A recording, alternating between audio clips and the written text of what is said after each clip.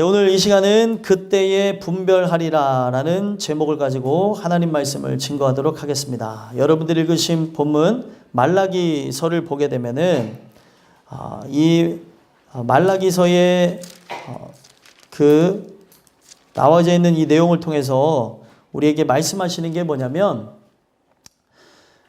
우리 인생이 왜 타락으로 점점점 나가냐는 거죠.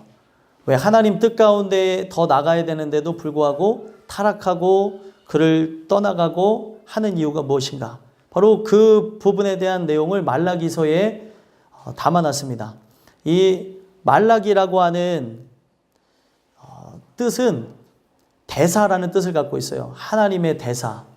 그러면 하나님의 대사인 나중에 세례 요한이 오게 될 거라는 그 예언의 내용과 세례 요한의 사역이 진행되어지며 예수님이 올 초림의 시대, 그리고 또 예수님이 죽으시고 부활 승천하시고 나중에 다시 오실 재림의 시대까지 쭉 얘기를 하고 있다는 거예요. 그러면 이 말라기라고 하는 이 책이 우리랑 좀 동떨어진 것처럼 느껴지겠지만, 하나님께서는 예전이나 지금이나 동일하게 하나님께서 뜻하신 바가 있어서 세운 자들에 의해서 하나님 말씀으로 우리 인생들을 준비케 하신다는 거예요. 말라기를 통해서 여호와의 말씀이 임하였다는 것, 만군의 여호와의 말이라고 하며 그때 당시에 혹세무민한 백성들에게, 기복적인 사상으로 가득 차 있는 종교 지도자들과 백성들에게 우리가 바라봐야 될 나라가, 우리가 섬겨야 되는 분이 바알 하나님이 아니고, 그리고 이 세상에서 잘 먹고 잘 사는 것에 초점을 둘 것이 아니라 저 영광스러운 나라 메시아를 바라봐야 될 것을 얘기를 했다는 겁니다. 근데 이 내용이 그때 당시에 많은 사람들에게 크게 역사를 일으켰느냐? 역사를 일으키지 않았습니다. 왜 그랬냐면 그들이 바라보는 것은 이 땅에서 막 맞이하게 될 영광스러운 나라를 원했다는 거예요. 풍요롭고 그리고 부유하고 잘 먹고 잘 사는 것을 꿈꿨다는 겁니다. 그런 그들에게 이 말라기가 얘기하는 게, 우리가 꿈꿔야 될 나라가 이 땅에서의 나라가 아니고 우리가 바라봐야 될 나라는 저 천성에 열려질 나라, 천성을 바라보게 되어질 나라, 그리고 예수 그리스도로 인해서 우리 안에 오게 되어지는 평안함의 나라라고 얘기를 하고 있다는 겁니다. 그런데 이것에 대해서 관심이 없는 거죠. 이 내용이 오늘날에도 쭉 진행되어져서 한국교회의 대부분의 신앙인들이 기복적인 신앙을 갖고 있어요. 아니라고 하는 사람도 기복적인 걸 갖고 있습니다. 기복적인 게 뭐냐면, 내가 원하는 것, 바라는 것이 이루어지지 않았을 때 속상해하는 사람들이 기복적인 거예요. 하나님이 하시는 모든 것이 선하고 하나님이 하시는 모든 부분에서 나에게 고통과 환난과 역경을 주셨다면 그거는 뜻이 있어서 주신 것인데, 그것에 대해서는 왜 그렇게 하셨는가에 상고함이 없이 그냥 1차원적으로 이 땅의 삶에 만족하고 나가고 있다면 그게 바로 기복적인 신앙이라는 거예요. 하나님 앞에서 서운해하면 안 되는데, 하나님 앞에서 우리가 불편해하고 불만을 가지면 안 되는데, 오늘날 많은 신앙인들이, 또 말씀을 전하는 저까지도 자꾸 내가 그리는 인생 가운데 하나님이 마치 그렇게 하셔야 될 것처럼 주권자가 바뀌어서 나가는 모습들을 볼 수 있다는 거예요. 오늘 이 말씀은 예수님이 나중에 초림하게 될 거라는 그 말씀과 또 예수님이 재림할 것이라고 하는 내용까지도 다 담아서 얘기를 하고 있어요. 지금 다른 거를 바라보는 자들에게 예수가 올 것이라고 얘기를 하는 거예요. 그 예수님, 진짜 성경에서 말했던 그 언약을 따라서 바라봤던 예수님이라고 한다면, 그 예수님이 왔을 때 기쁨이 있겠지만, 대다수의 사람들은 예수님이 와도 예수님이 온 줄을 몰랐고, 예수님이 이제 갈릴리에서 사역을 시작하시면서 복음을 증거할 때도 그들이 자꾸 생각했던 거는 로마로부터 해방을 얻어서 강력한 나라로서의 그 왕권을 상징하는 나라를 꿈꿨기 때문에 전혀 예수님하고는 상관이 없는 것을 꿈꿨다는 거예요. 그런 그들에게 하나님께서는 예수 그리스도가 오셔서 보여준 게 무엇이에요? 왕권을 확립하는 게 자신을 죽음으로, 자신을 희생함으로 그 나라가 실현되어지는 걸 보여주셨고, 그리고 그분은 이 세상에 그를 따라가는 모든 사람들에게 이 나라가 실현되어질 것을 완성하시고 부활 승천하셨습니다. 그리고 그분이 다시 오신다고 얘기를 하는 거예요. 근데 이 말라기를 통해서 한 이 메시아의 예언이 왜 위대하냐면, 이 말씀은 초림도 담고 있고, 예수님이 나중에 400년 뒤에 오게 되어질 그 말씀까지도 말라기가 예언을 했고, 또 오늘날 우리의 인생 속에도 재림하게 되어질 그분까지도 예언을 하고 있다는 거예요. 하나님 말씀은 완벽하죠. 이 하나님 말씀은 듣는 이로 하여금 만군의 여호와의 말이라면 모든 사람이 그 말씀의 대상자가 되게끔 하는 능력이 있습니다. 그런데 사람은 이 말씀을 들을 때에 사람의 말로 받게 되는 능력이 있어요. 그래서 제가 주중에 금요일 날인가 스가랴를 통해서 말씀을 드린 게 무엇이냐면, 스가랴를 통해서 얘기한 게 만군의 여호와의 말이라고 해가지고 이것을 사람의 말로 받지 아니한 자들은 살았고, 하나님의 말로 받은 사람들만 살았다는 것을 제가 전해드렸어요. 예전이나 지금이나 연약한 이들에게 하나님 말씀이 임하여서 그 말씀을 품은 자, 그 말씀을 최초에 받은 자도 그것으로 인해서 살 수 있는 길을 여시고, 그것을 전함으로 모든 이들이 살 수 있는 기회가 열려지게 되는 겁니다. 오늘도 마찬가지예요. 김유선 목사가 하는 말이라고 듣지 마시고 하나님 말씀이라고 하면서 받아들이면서 오늘 나에게, 누구에게가 아니에요, 나에게 어떤 말씀을 하시는가를 보셔야 돼요. 이것이 하나님의 말씀으로 받아들인다면 데살로니가 교인처럼 믿음이 충만하여서 환난 가운데서도 자기의 생명을 다하기까지 그분을 섬기며 살아갈 수 있습니다. 그러나 이것을 사람의 말로 받았을 때는 나중에 문제와 사건과 사고와 그리고 하나님의 시험이 찾아왔을 때 믿음이 없는 거로 반드시 넘어질 거라는 거예요. 오늘 이 말씀을 여러분들과 저에게 주시는 말씀으로 받아들이면서 이 메시아의 예언이 왜 우리에게 필요한가를 살펴보셨으면 좋겠습니다. 오늘 제목이 뭐죠? 그때에 분별하리라 라는 말씀을 하고 있어요. 이 그때에 분별하게 되어진다는 것은 누구에게 분별하게 하실 거라는 거냐면 우리 모든 이가 서로를 보면서 분별하게 될 거라는 거예요. 그래서 악인은 의인을 분별하게 되어지고, 그리고 의인은 악인을 분별하게 되어지는 날이 심판의 날에 진행되어질 거라는 겁니다. 그래서 그 분별하게 되어질 그날에 내가 의인인 줄 알았다가 악인이 된 것을 통해 놀라는 일이 없도록 이 말씀을 주셨다는 거예요. 그때 이렇게 많은 놀람이 있겠죠. 저 사람 의인인 줄 알았는데 악인이었네. 저 사람 진짜 악인인 줄 알았는데 의인이었네 라는 일들이 일어나게 될 것이라는 겁니다. 그래서 그것을 하나님께서 마지막 날에, 심판의 날에 우리가 서로를 바라보면서 놀래며 분별되어지는 날을 우리에게 보이실 거라는 거예요. 그렇다면 여러분들과 제가 마지막 날에 의인과 악인으로 분별되어질 때인데, 여러분들이 그때에 의인으로 분별되길 원한다면 오늘 허락하신 이 말씀을 통해 봐야 될 세 가지 권면이 있다는 거예요. 우리가 이것을 보는 것으로만, 듣는 것으로만 그치지 않았으면 좋겠고요. 이 말씀에 대해서 우리가 여러 번 들었을지라도 그것에 대해서 오늘 말씀이 그냥 어떻게 펼쳐질까에 대한 사모함은 있었으면 좋겠으되 인간적인 생각은 안 하셨으면 좋겠어요. 이게 오늘 말씀이 혹시 이런 내용인가 저런 내용인가 그런 생각은 하지 마시고 오늘 나에게 어떤 말씀을 하시는가에 따라서 내 인생이 바뀌어지기 때문에 나에게 무슨 얘기를 하시는가를 살펴보시고 이것을 들음으로 믿음이 생겨나고 이것을 들음으로 우리 자신들을 분별하고 사는 역사가 있었으면 좋겠습니다.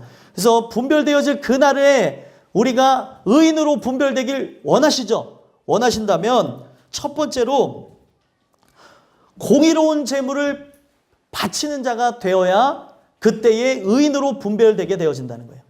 1절에서부터 6절까지 내용을 보면은 심판주로 오실 메시아의 도래에 대한 예언을 하고 있습니다. 메시아가 오실 거라는 것, 심판주로 오실 거라는 것을 예언을 해주고 있어요. 이 내용을 통해 바로 공의로운 재물을 바쳐야 우리가 의인으로 분별될 것이라는 것을 얘기를 하셨다는 거예요. 공의로운 재물이 무엇일까요? 공의로운 재물. 공의라고 하는 것을 잘 봐야 되는데 이 공의에 대한 부분이 잘 나타나 있는 것이 시편입니다.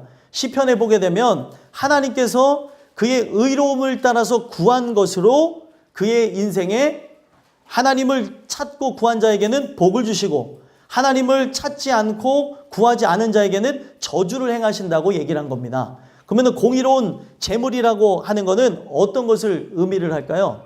공의로운 재물이라는 게 바로 우리 자신을 얘기하는 건데 우리 자신이 그 하나님 앞에 제물로 바쳐질 때에 우리가 봐야 되는 것은 나에게서 하나님 앞에 올려질 게 드려질 게 있냐는 것이죠. 하나님 앞에 우리를 통해서 그 예물이 드려지게 될 때 나 자신이 하나님 앞에 봉헌 제물로 바쳐질 때 하나님 앞에 드릴 것이 있습니까 없습니까? 예? 있어요 없어요? 없습니다. 예. 여기서부터 잘 보셔야 돼요. 없다는 거예요. 내가 나한테서 드려질 게 뭐가 있어요?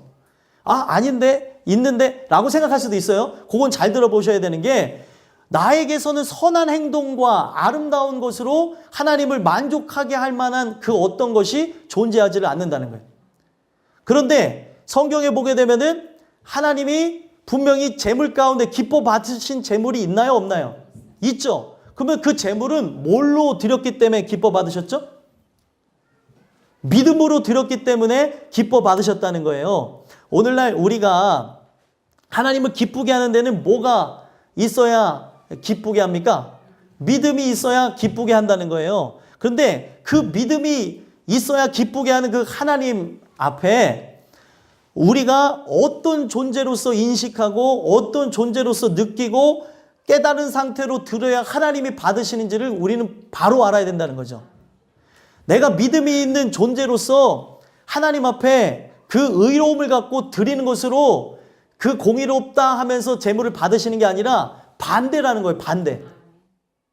그래서 시편 19편에 보게 되면은 어떤 얘기를 하게 되어지냐면 하나님의 그 말씀이 정말 중요하다는 것을 얘기하는데 온 세상에 하나님의 말씀으로 꽉 차 있다는 것을 얘기합니다. 그래서 날은 날에게 전하고 밤은 그 밤에게 전하는데 지식도 없고 언어도 없는데 온 세상에 통하는 소리로다 하면서 쭉 얘기가 되어져요. 그런데 이게 무엇이냐면 바로 그 하늘에 감춰진 해 아래 열기가 옛날 성경은 온기라고 하는데 그 열기가 온 세상에 쭉 퍼지게 되면서 사람들을 살게 할 거라고 얘기하는 겁니다. 그게 무엇이냐면 진짜 이 세상에서 여러분들 햇빛이 있는 것과 없는 것의 차이를 아시죠? 아무리 우리가 건강하다 하더라도 햇볕을 받지 않으면 그 햇볕을 받지 않는 것을 통해 건강에 이상이 오기도 합니다. 식물도 동물도 그 어떤 것도 그 해 아래서의 그 열기와 온기를 받고 살아가는 것처럼 그것과 연결지은 게 뭐냐면 하나님의 말씀이라는 거죠. 하나님 말씀만이 나의 인생을 변화시킬 수 있고 그것이 생명이 있고 능력이 있고 이것은 정말로 흑동안에 7번 단련한 그 은과 같도다 하면서 그렇게 나가는 자들, 이 말씀의 모든 걸 걷는 자에게는 하나님이 그 말씀을 통해서 열기를 느끼게 하면서 살게 하시겠다는 거예요. 그러면 그 말씀에 대해서 잘 들으셔야 돼요. 그 말씀에 대해서 누가 그렇게 생명을 걸고 나가느냐? 다윗의 고백을 통해서 이야기를 하시는데 바로 그것을 생명을 거는 자들이 누구냐면 죄인이라는 거예요. 그러니까 이 죄인이라는 거는 제가 늘 말씀드리니까 쉽게 여러분들이 도출되어지고 볼 수 있는 것이지만 그 죄인이 어떤 것에서의 죄인이냐면 나는 고범죄를 질 수밖에 없는 죄인이라는 거예요. 고범죄가 뭐냐면 알면서 짓는 죄예요. 알면서 짓는 죄로부터 벗어날 수 없는 죄인입니다. 이런 고백을 하면서 그 맨 마지막 절에 보게 되면은 나의 입술의 모든 말과 나의 마음의 묵상이 주님 앞에 연락되기를 원하나이다. 거기서 보게 되면은 나의 입술의 모든 말과 마음의 묵상이 상징하는 게 뭐냐면 나는 죽을 수밖에 없는 죄인입니다. 나는 주님 아니면 안 됩니다. 오늘도 말씀으로 나를 통치해 주시고 말씀으로 나를 이끌어 주시지 않으면 안 됩니다 라고 하면서 죄인의 심정에서 드리는 그것을 연락 받으시겠다는 거예요. 그게 공의로운 제물이에요. 그래서 거기에 그 연락이라고 하는 단어가 원어로 라촌이라고 하는데 그 라촌이라고 하는 단어가 뭐냐면 하나님께서 기쁘게 받는다는 의미를 갖고 있어요. 그러면 기쁘게 받는다는 거는 믿음인데 그 믿음이 우리가 생각하는 관념적 믿음이 아니라는 거예요. 감정에 충만하여서 의식에 충만하여서 내가 꼭 구원받을 것 같은 확신에 충만한 거를 믿음이라고 얘기하는 게 아니라 그 전체적인 그 문맥을 통해서 봤을 때의 믿음, 하나님이 받으시는 게 뭐예요? 바로 당신이 아니면 안 됩니다. 당신이 나에게 은혜를 주옵소서라고 하는 그 고백을 하는 자를 믿음이 있다고 얘기한다는 거예요. 우리가 생각하는 믿음하고 다르죠. 우리가 생각하는 믿음은 내가 확신이 있으면 될 것 같고 그 감정에 충만하면 될 거라고 얘기를 하는데 우리 인생의 전부가 뭘로 받쳐져야 돼요? 나는 그분의 말씀이 없으면 살 수가 없습니다. 나는 스스로 설 수 없는 자입니다. 죄인입니다. 라고 하는 그 사람들을 하나님께서 기뻐 받으시겠다는 거예요. 이것이 바로 믿음이라는 거예요. 나에게서는 선한 게 없다는 거. 당신이 선합니다라고 하면서 의지한 자들만 구원하시겠다고 얘기를 하는 거예요. 근데 오늘날 상당수의 교회와 교인들이 나는 은혜 받은 죄인이라고 하며 은혜 받은 죄인이라고 하는 그 생각 속에 내 기본적 본질은 죄인인데 은혜를 받았다는 것으로 의인이 되어지는 자들이 있다는 거예요. 이것으로는 구원을 얻을 수가 없습니다. 항상 나는 그분이 나에게 은혜를 주시지 않으면 안 된다고 하는 것으로만 살게 되어진다는 거예요. 결국에는 이것을 어떻게 한다는 겁니까? 1절, 2절, 3절의 내용을 보게 되면은 1절에서는 먼저 세례 요한을 보내시고 그 다음에 언약의 사자 예수 그리스도를 보내실 것을 얘기를 하고 있어요. 먼저 세례 요한이 와서 가리키게 될 게 무엇이에요? 바로 내가 죄인이라는 걸 알게 되어지고 그 죄인이라고 한 것을 알게 되어진 자가 이 언약의 모든 걸 이루시는 예수 그리스도께 나가야 된다는 걸 깨닫게 된다는 거죠. 그래서 우리 인간이 뭐를 기억하게 되는 거냐면 2절에 보니까 그가 임하시는 날을 누가 능히 당하며 그가 나타나는 때에 누가 능히 서리요. 나는 설 수 없는 존재라는 걸 깨닫는 거예요.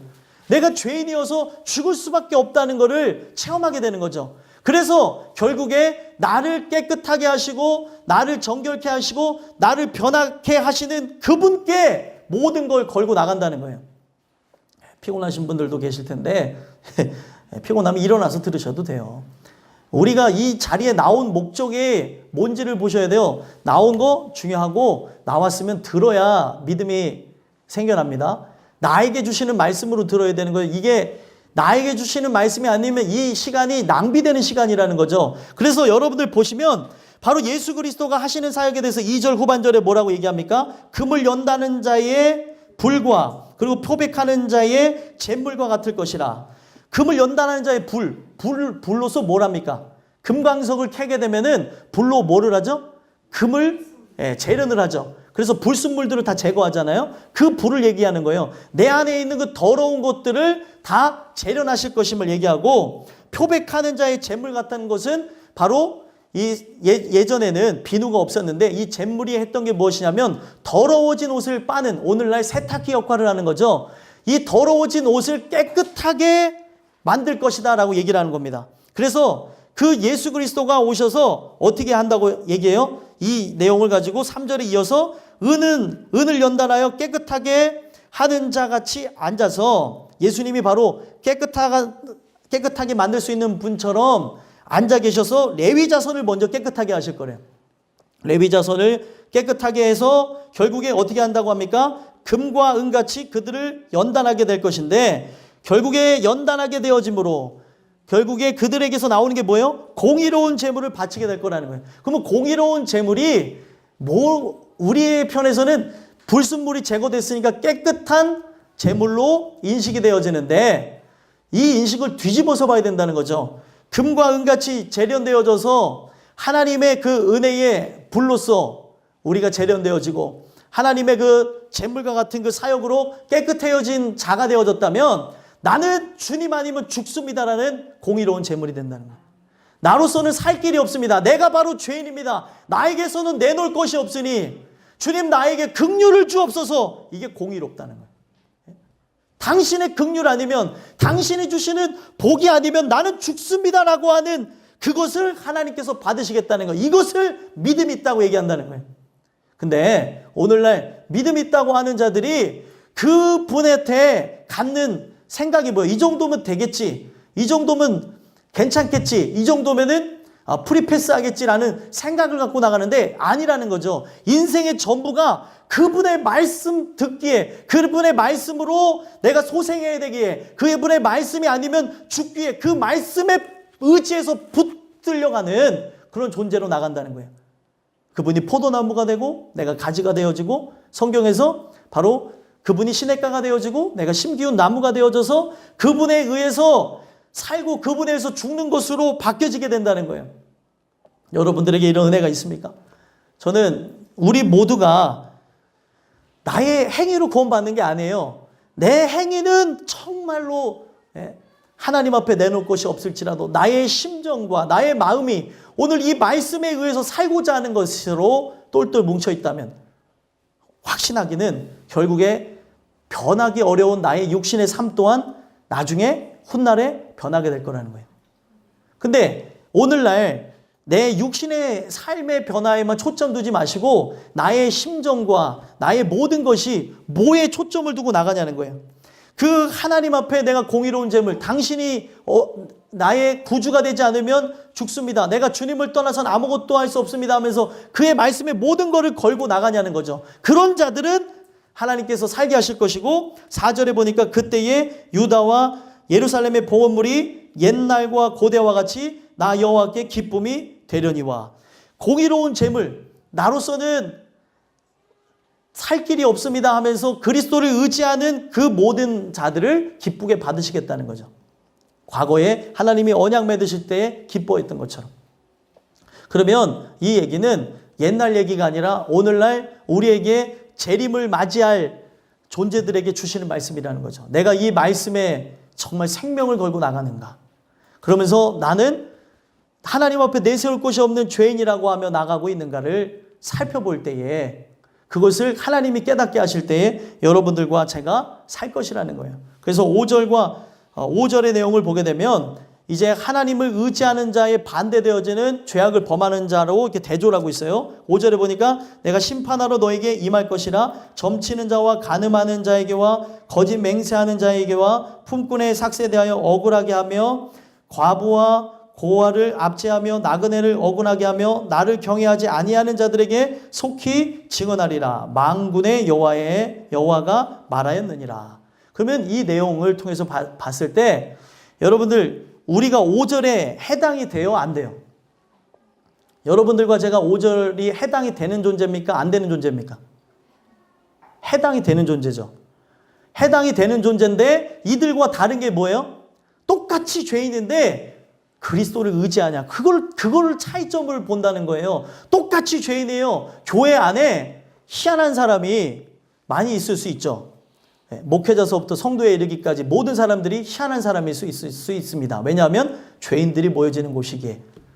세상 사람들은 교회가 깨끗해야 된다고, 교회는 도덕적으로 완전해야 된다고 생각하는데, 완전하지 않은 자들이 주님을 의지하기 위해서 모여진 것이고, 그것에 의해서 조금씩 변하는 데가 교회입니다.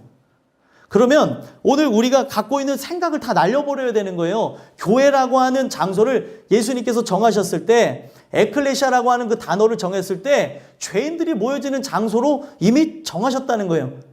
주는 그리스도시고 살아계신 하나님의 아들, 나의 죄 문제를 해결할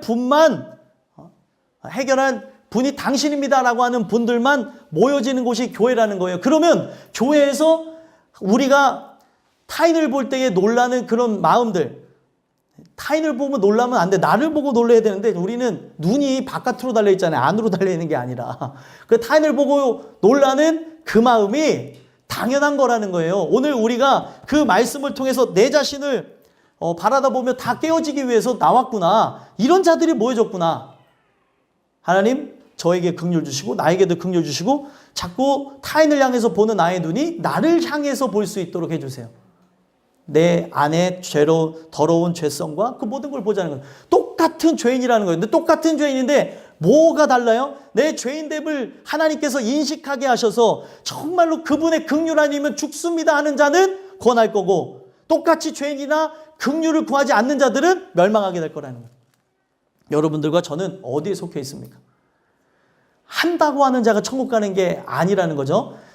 도덕적으로 윤리적으로 뛰어난 자가 천국 가는 게 아니라 오늘도 그 중심이 어떠한 자가 천국에 갈 수 있다는 걸 얘기하는 거예요. 그래서 하나님이 6절에 뭐라고 얘기합니까? 나 여호와는 변하지 아니하는. 사람은 수도 없이 변해요. 이랬다가 저랬다가 그러고 오늘 충만했다가 내일 떨어지는 게 인간이라는 거죠. 그런데 하나님은 변하지 아니하는데 하나님의 그 변하지 않는 그 속성에 의해서 변하지 않는 말씀으로 우리를 구원할 건데, 이것을 의지하는 자, 약속을 의지하는 자, 나는 불완전하고 나에게서는 선한 것이 없지만 이 약속에 의해서 구원될 걸 믿는 자, 이것을 의지하는 자, 오늘도 이 말씀을 의지하는 자들은 야곱의 자손들아 너희가 소멸되지 아니하느니라. 이 말씀이 우리의 것이 되어질 거라는 거예요. 여러분들 내 모습을 갖고 구원받는 게 아니에요. 내 모습 갖고 구원받는다고 얘기할 수 있는 사람이 누가 있어요? 아무도 없다는 거죠. 아무도. 목회자건 성도건 어린아이들이건 청년이건 자기의 행위로 구원받을 수 있을 거라고 확신하는 사람 이상한 사람입니다. 이 세상에 하나님의 기준 앞에 만족스러운 자가 어디 있어요? 하나님의 기준에 만족이 되어지지 않으니까 그리스도를 의지하고 들어가는 거죠. 그러면 그것을 내가 진짜 의지하느냐 않느냐는 말씀을 사랑하느냐 사랑하지 않느냐, 그 말씀에 의해서 내 삶이 이루어져 나가고 있는가를 돌아다 볼 때 우리의 삶에 우리를 구원에 이르게 하는 지혜가 바로 거기 있다는 거예요. 여러분들과 제가 이 주시는 말씀을 통해 그때에 분별하리라 라는 이 말씀을 통해 의인으로 분별되길 원하신다면 내가 공의로운 제물로 예수밖에 내놓을 것이 없는 존재입니다. 나에게서는 주님 외에는 드릴 것이 없습니다 라고 고백할 수 있는 여러분들과 제가 되기를 간절히 소망합니다. 두 번째로는 그때의 분별이라는 말씀을 통해 우리에게 무엇을 말씀하냐면 11조와 봉헌물의 의미를 바로 알라는 거죠. 그런 자들이 바로 나중에 의인으로 분별이 되어진다는 거예요. 자, 7절에서부터 12절을 먼저 보시면, 먼저 인간이 대답할 수 있도록 만군의 여호와의 말이 임하여서 답변을 요구합니다. 두 가지의 답변을 요구해요. 그래서 7절과 8절에 답변을 요구하는데 7절에서의 문제 제기는 무엇이었습니까? 바로 나에게 돌아오라고 얘기했어요. 나에게 돌아오게 되면 내가 너에게 돌아갈 것이다. 하나님이 그렇게 말씀하신 거죠. 그런데 이 말을 들은 인간이 어떤 생각을 해요? 우리가 어떻게 하여 돌아가리까 하는도다. 이런 질문을, 이런 답변을 내놨다는 겁니다. 또 8절에서는 사람이 어찌 하나님의 것을 도둑질하겠느냐. 그러나 너희는 나의 것을 도둑질하고도 말하기를 우리가 어떻게 주의 것을 도둑질하였나이까 하는도다. 그리고 얘기한 게 뭐예요? 도둑질한 게 11조와 봉헌물 이렇게 얘기하고 있어요. 자, 이걸 이제 오해하지 말고 들으셔야 돼요. 여기서부터 졸면 안 됩니다. 헌금 얘기하는 얘기가 아니에요. 자, 여기 보시면 두 가지 질문에 대한 답변인데 답변이 어떤 것 같아요? 문맥의 의미를 보셔야 되는데 7절에 보게 되면 우리가 어떻게 하여 돌아가리까라는 그 말의 의미가 뭔 것 같습니까, 여러분들? 내가 정말로 방법을 모른다고 얘기하는 것 같아요? 아니면 아닌 것 같아요? 아닌 것 같죠? 어떤 의미예요? 빈정거리는 거죠. 빈정거리면서 말하는 게 뭐예요? 아, 나는 이미 돌아왔는데 뭘 돌아오라고 하는 거야 라고 얘기를 하는 거라는 거죠. 오늘날 내가 주님의 존전에 나왔는데 우리는 항상 이런 누를 범할 수 있다니까요. 말씀을 전하면서 그 누를 범하기도 하고, 말씀을 들으면서 누를 범하는 게 뭐예요? 여기 나왔으니까 돌아온 걸로 착각할 수 있다는 거죠. 아닙니다. 분명히 스가랴를 통해서도 얘기했던 게 스가랴의 예언이 언제 선포가 되어졌어요? 이제 성전 건축을 하고 난 지 2개월 뒤에 이것이 스가랴 예언이 선포가 되어지면서 뭐라고 얘기했냐면 너희가 아직도 나에게 돌아오지 않았다고 얘기를 한다는 거예요. 아니 돌아와서 짓고 있는 사람에게 돌아오지 않았다는 말이 무슨 말이냐는 거죠. 오늘날도 마찬가지예요. 내가 하나님을 떠난 적이 없는데 난 교회 안에 있는데 내가 교회 안에 예배를 드린다고 앉아 있는데 나는 떠난 적이 없는 것 같은데 하나님이 하시는 말씀이 돌아와야 네가 나에게 돌아와야 내가 너에게 돌아갈 것이라고 얘기를 한다는 거예요. 어떤 얘기 같아요 여러분들? 돌아온다는 말의 가장 큰 핵심이 뭐죠? 돌아온다는 것에 담겨진 의미가 뭐예요? 회개잖아요. 회개. 오늘날 우리가 회개할 것밖에 없는 죄인이거든요. 하나님 앞에 의로운 게 아무것도 없어요. 근데 우린 자꾸 의로운 것이 많다라는 착각을 한다는 거죠. 제가 잘 아는 목사님하고 어제 그런 얘기를 나눴습니다.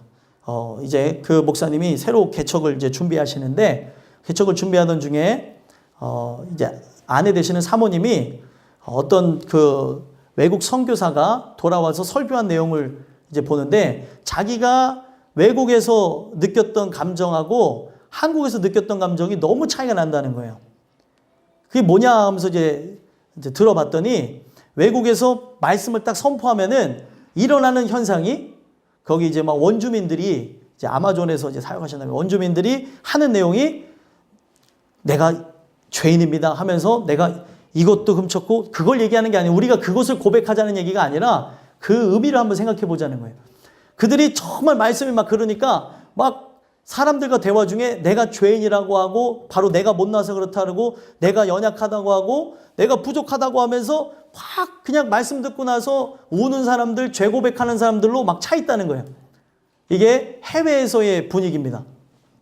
똑같은 말씀이 증거됐을 때. 근데 우리 한국에 와서 말씀을 증거하고 했더니 사람들이 얘기하는 게 내가 기도했더니 이게 이루어졌다 저게 이루어졌다 하고 내가 이걸 원했는데 저걸 원했는데 이렇게 되어졌고 내 아들의 그 대학의 그 합격을 위해서 기도했는데 대학을 하나님이 들어가게 하셨다 막 이런 얘기만을 한다는 거예요.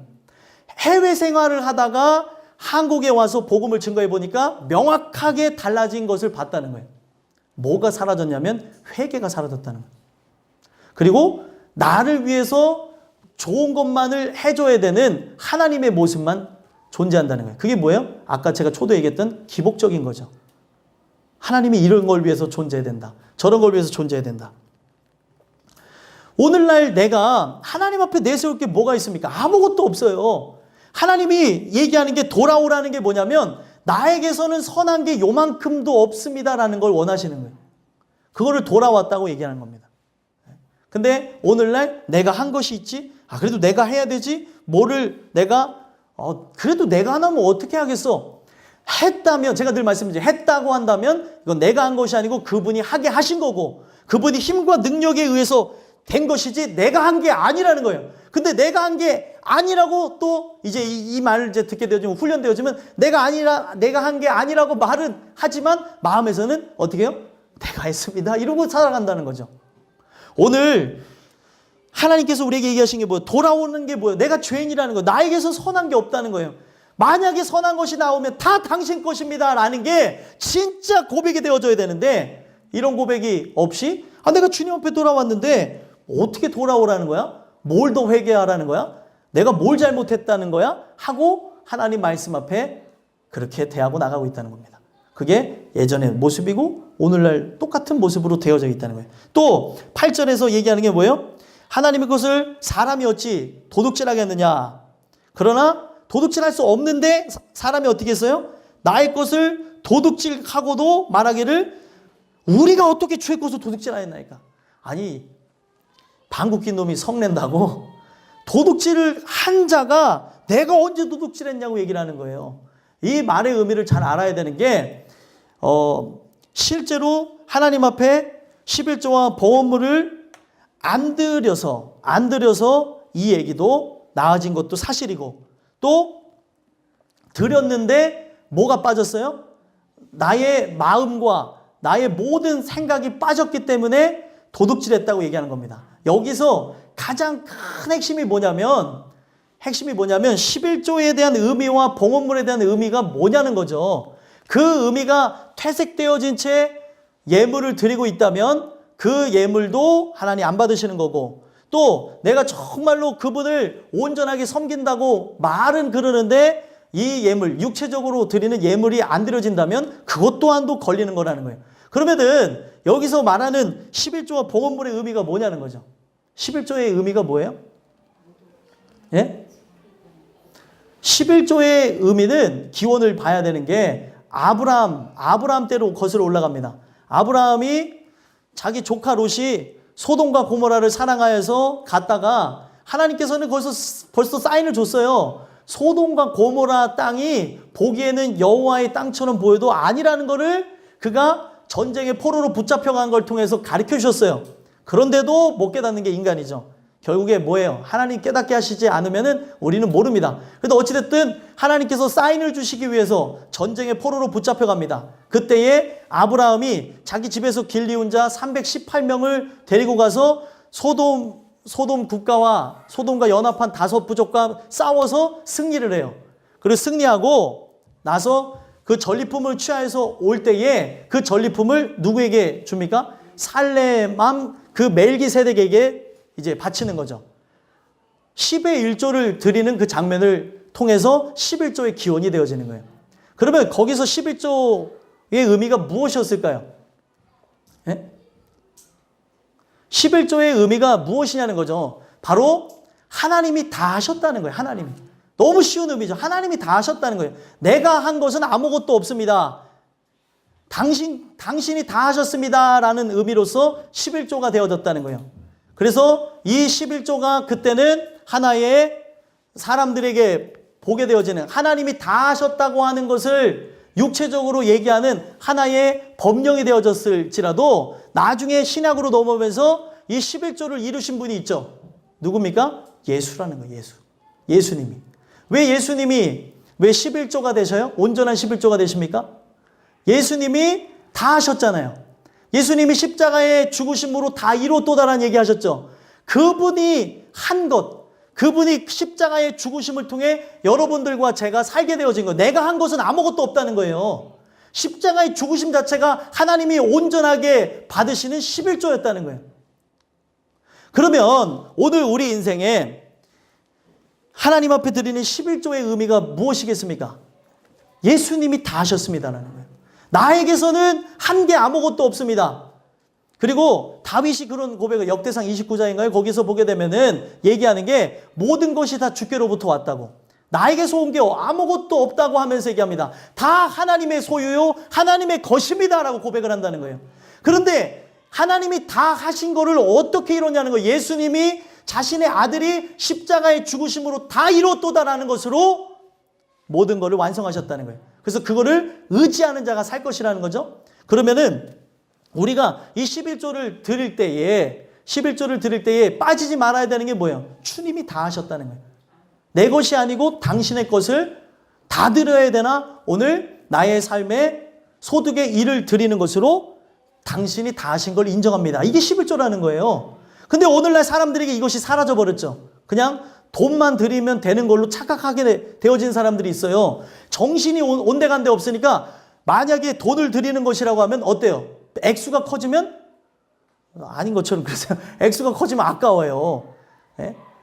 액수가 작으면 이게 왜 훈련을 하라고 하냐면 어렸을 때부터 액수가 작으면 이 애들이 당연하게 이거를 드리면 습관을 들이잖아요. 그럼 나중에 이게 많던 적던 이 인식되어질 때 이게 하나님의 것이라는 것을 그대로 인정하고 드리게 된다는 거죠. 돈을 돈으로 보는 게 아니에요. 하나님의 소유로 보는 거지. 돈을 돈으로 보니까 아깝게 되는 거죠. 오늘날 우리가 온전한 11조에 담겨져 있는 게 하나님이 다 하셨다는 거, 하나님이. 그것이 어떤 사람에게는 정신이 빠져 있는가 하면 어떤 사람은 정신은 있다고 하는데 우리의 육체가 드리는 삶의 그 소득이 빠져 있는 경우들이 있다는 거예요. 이것은 뭘 의미하는 겁니까? 내가 그리스도인의 정체성을 드러내는 것, 하나님이 다 하셨다는 것. 그것이 우리의 삶에 이루어지지 않으면 나는 신앙인이 아닌 거예요. 그리고 봉헌물의 의미는 무엇입니까? 봉헌물의 의미는 내 삶 속에 감사해서 드리는 거죠. 하나님이 다 하신 것에 대해서 하나님께서 이루신 모든 것에서 그것에 대한 감사로 드리는 게 봉헌물이었다는 거예요. 그러면 예수님이 다 하셨는데 11조와 봉헌물이 되셨는데 오늘날 우리가 그분을 인정하고 그러니까 여러분들 과부의 두렙돈을 보게 되면은 왜 과부의 두렙돈은 받았는데 아나니아와 그 삽비라의 그 예물은 왜 안 받았는지를 보시면 마음이 없었기 때문에 그렇습니다.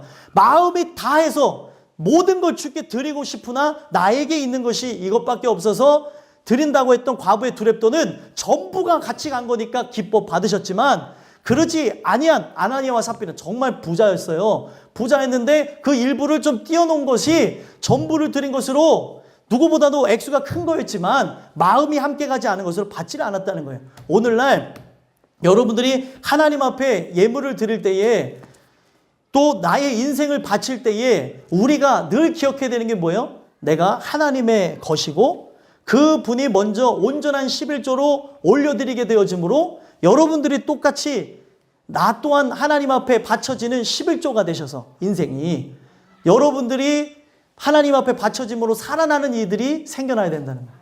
그게 11조의 의미예요. 단지 헌금하는 의미가 아니라는 거죠.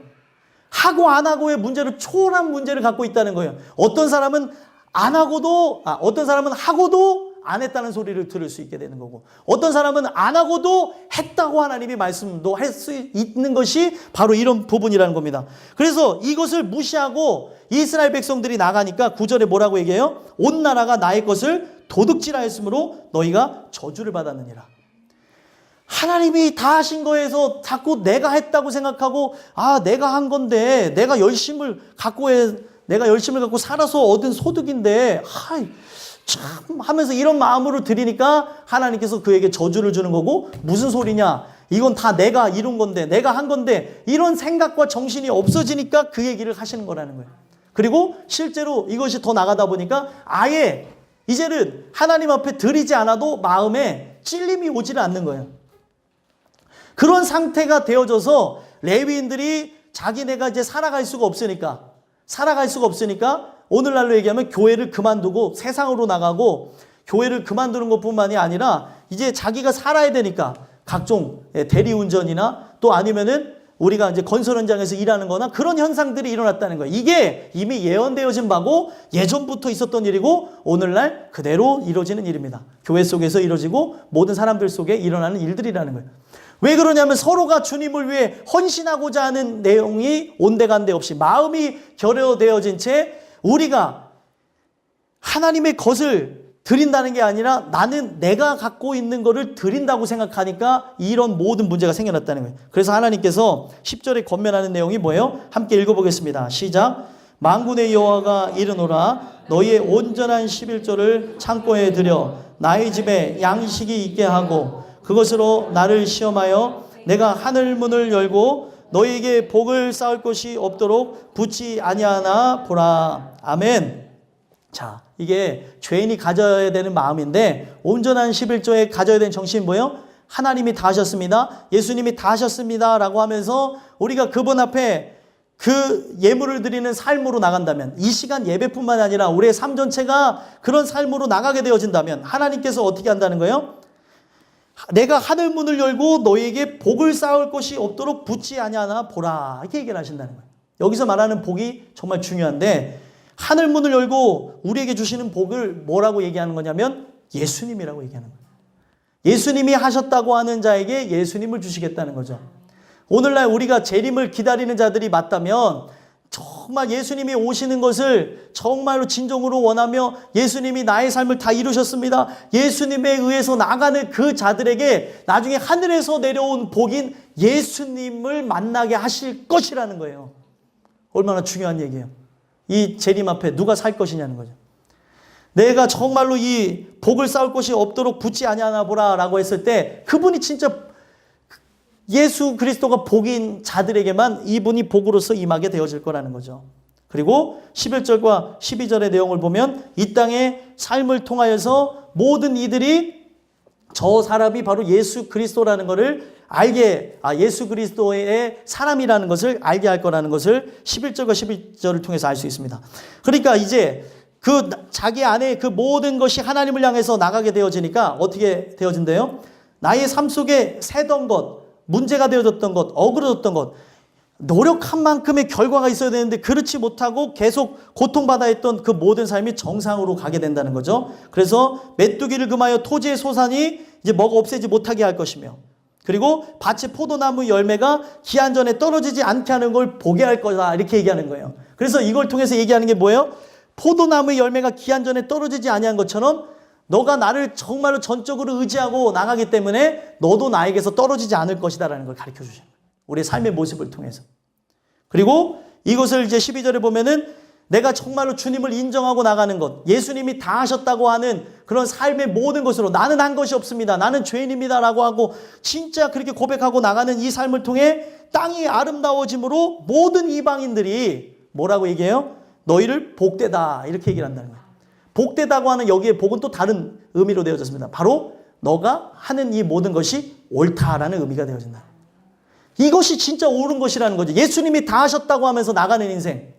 근데 오늘날 우리가 예수님이 다 하셨다고 생각을 안 하고 자꾸 내가 했다고 생각하고 내 생각에 의해서 나간다고 하니까 내가 한 만큼의 결과가 돌아오지 않으면 실족하고 실망하고 괴로워하고 눈물 지고 하는 모습들로 늘 속고 살아간다는 거예요. 그분이 다 하셨고 그분의 때가 이루어서 맺혀질 것이 있고 그분에 의해서 이루어지는 삶이라는 것을 인정하며 나가는 여러분들과 제가 되기 간절히 소망합니다. 마지막 세 번째로 그때에 분별하리라 라는 말씀을 통해 마지막으로 우리에게 권면하시는 게 무엇이냐면, 의인으로 분별되길 원한다면 내가 진짜 주님을 섬기는 자가 맞냐고 돌아봐야 된다는 거예요. 그래서 13절에서 15절까지는 섬기지 않는 자들의 고백이고 16절에서부터 18절까지는 섬기는 자들이 결국에 맞이하게 되어질 인생의 결과라는 거죠.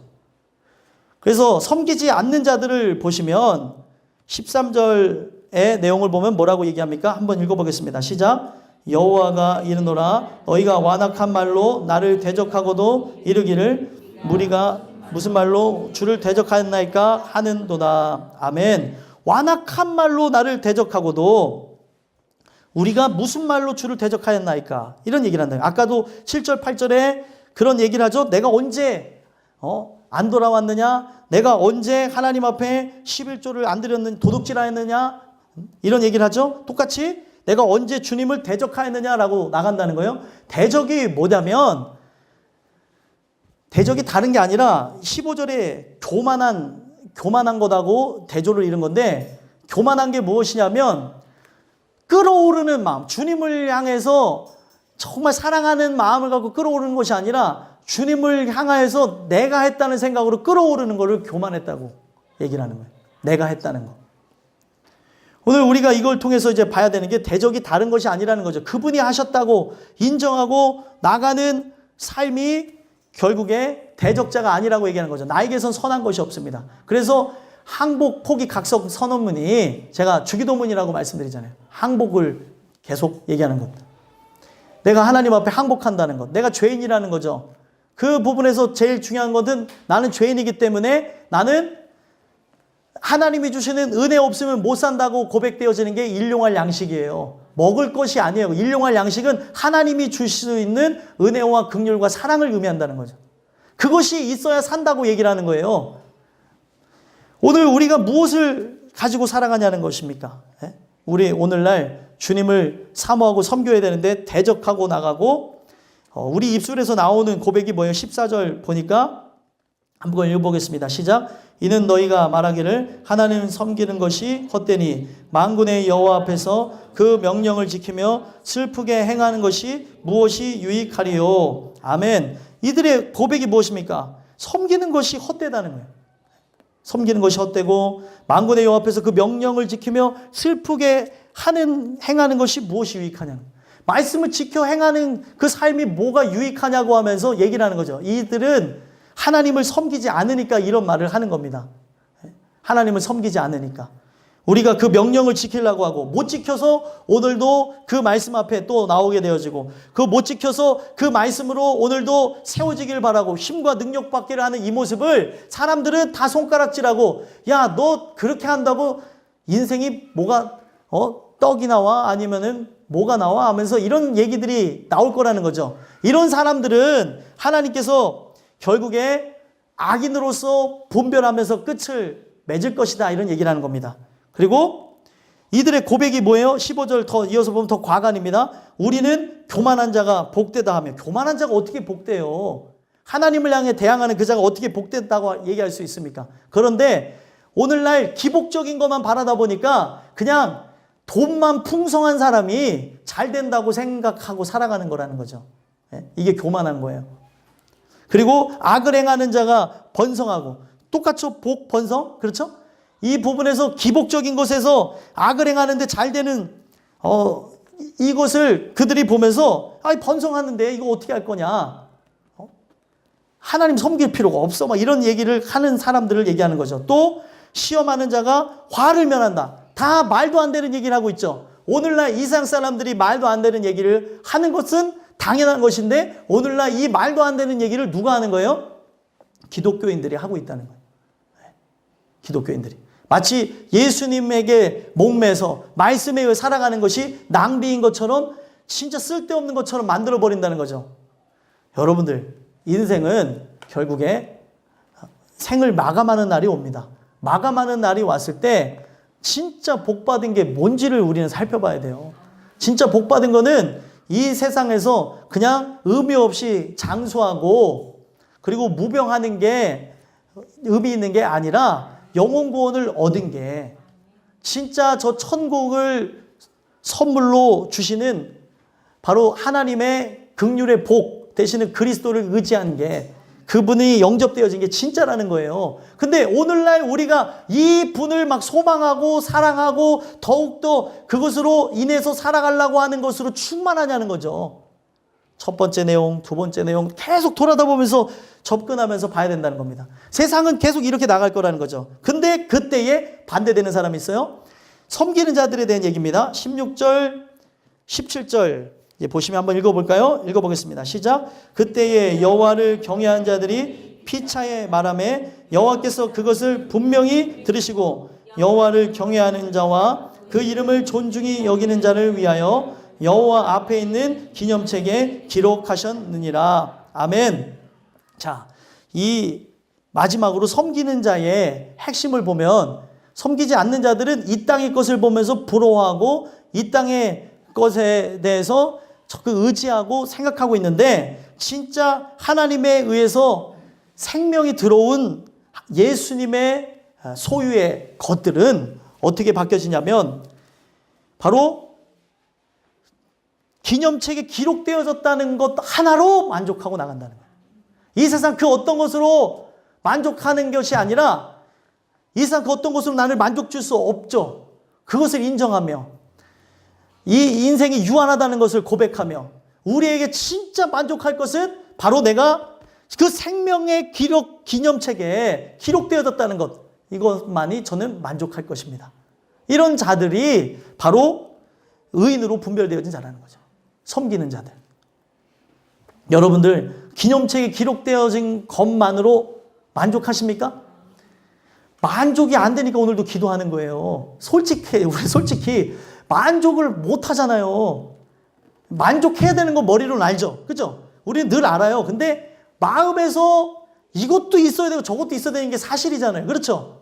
그런데 이것으로 인해서 내가 살지 못하는 나의 모습과 또 살고자 하는 마음이 충돌하면서 오늘 못 사는 나를 또 하나님 앞에 내어놓고 살려달라고 붙잡아달라고 하는 거죠. 이것만으로 만족해야 되는데 만족하지 못하는 또 나의 죄성을 또 밝히고, 하나님 오늘 그것만으로 만족하며 찬양하게 없어서, 외양간에 송아지가 없을지라도, 논밭에 식물이 없을지라도, 그 어떤 것이 없을지라도, 거기 없을지라도 하박국이 계속 그거를 강조해 놓습니다. 근데 바로 그분이 나의 구원이시라는 것만으로 자기는 즐거워하겠다는 거예요.